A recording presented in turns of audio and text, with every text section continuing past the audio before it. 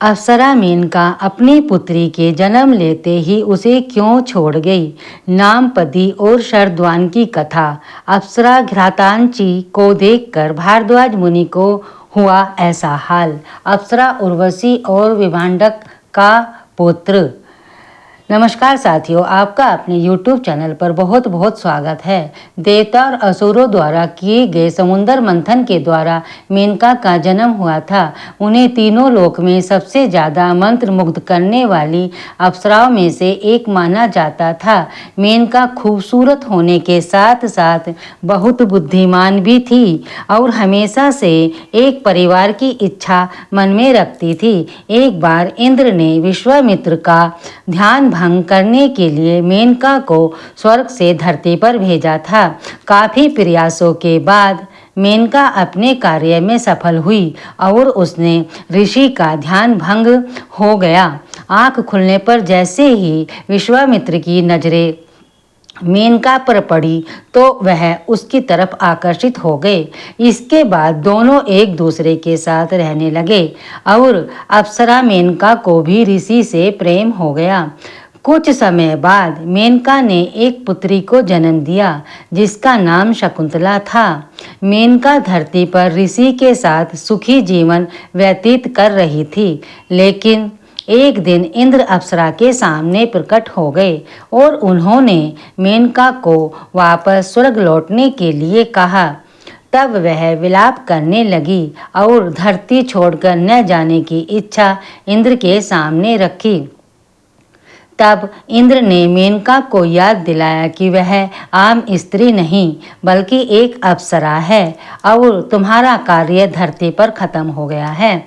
ऐसे में तुम्हें मेरे साथ वापस लौटना होगा।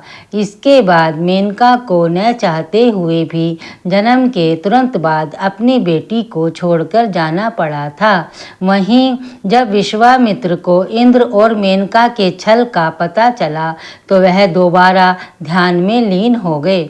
ऐसे में जन्म के बाद ही मेनका की बेटी शकुंतला अनाथ हो गई और उसका पालन पोषण ऋषि कण्व के आश्रम में हुआ।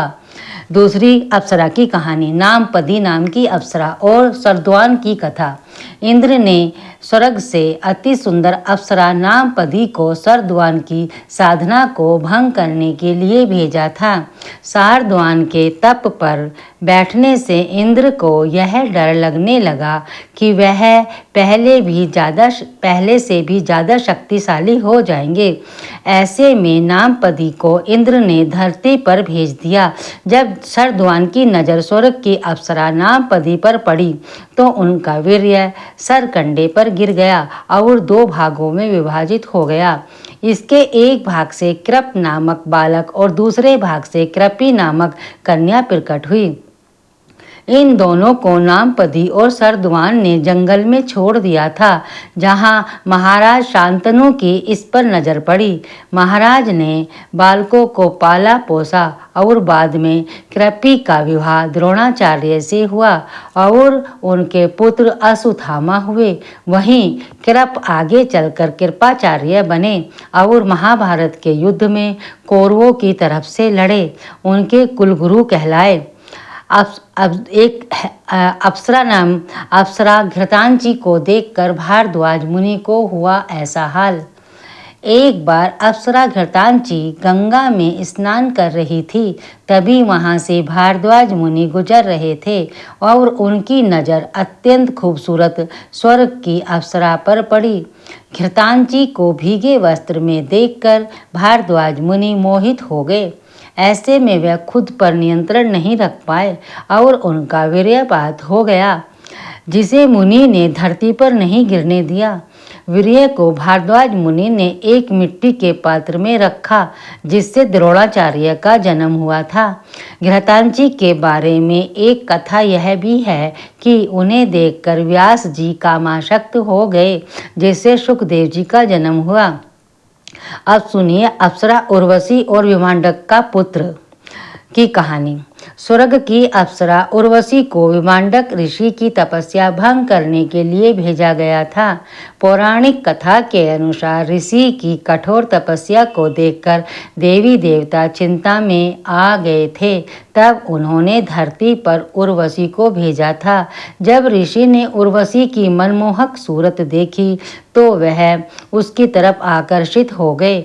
कुछ समय बाद दोनों का ऋष्य शृंग नामक पुत्र हुआ, लेकिन इसके बाद ही उर्वशी को वापस स्वर्ग लौटना पड़ा, क्योंकि उसका कर्तव्य धरती पर पूरा हो चुका था। इस बात से ऋषि बहुत आहत हुए और पुत्र को लेकर घने जंगल में चले गए। ये है अप्सराओं की, इंद्रलोक के अप्सराओं की कहानियाँ। इसी प्रकार की धार्मिक, रोचक, पौराणिक, प्रेरणादायक कहानियाँ सुनाने के लिए और तथा व्रत का विधि विधान सुनने के लिए, भजन कीर्तन आदि सुनने के लिए हमारे चैनल को सब्सक्राइब करें, वीडियो को लाइक और शेयर करें। धन्यवाद। जय श्री राधे कृष्ण। कहानी कैसी लगी कमेंट बॉक्स में अवश्य बताएं। जय श्री राधे कृष्ण।